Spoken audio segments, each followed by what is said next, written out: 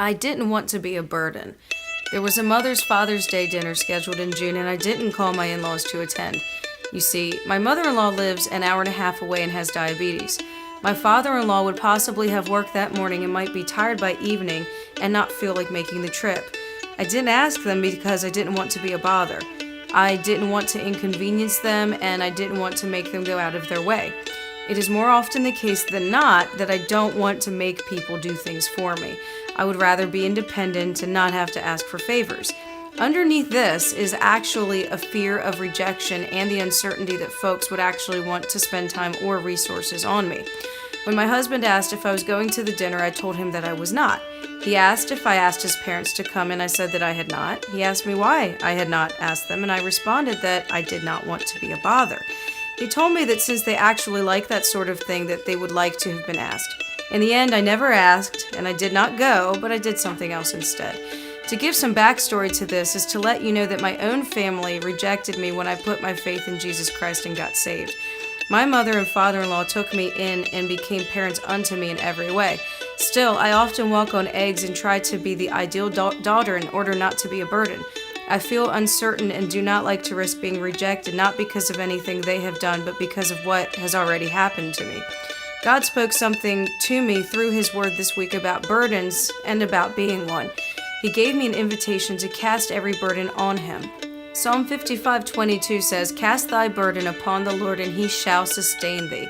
He shall never suffer the righteous to be moved." Here's an invitation to cast your burden on the Lord.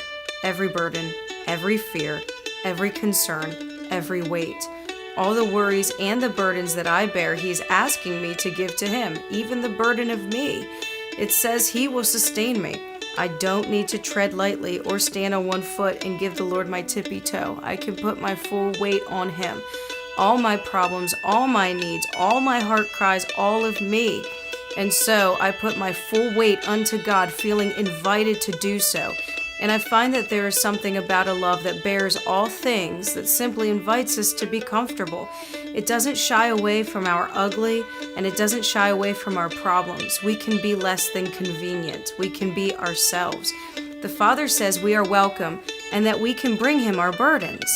He is the only one with the strength to truly carry them. And so Jesus is inviting you to not only come to Him, but to find rest. He says at Matthew 11:28-29, "Come unto me, all ye that labor and are heavy laden, and I will give you rest.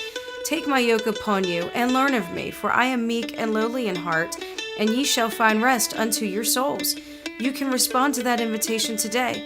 Come to Jesus, lay down your burdens, and find rest unto your souls. Quit laboring under heavy burdens, hard to bear, and lay them at Jesus' feet.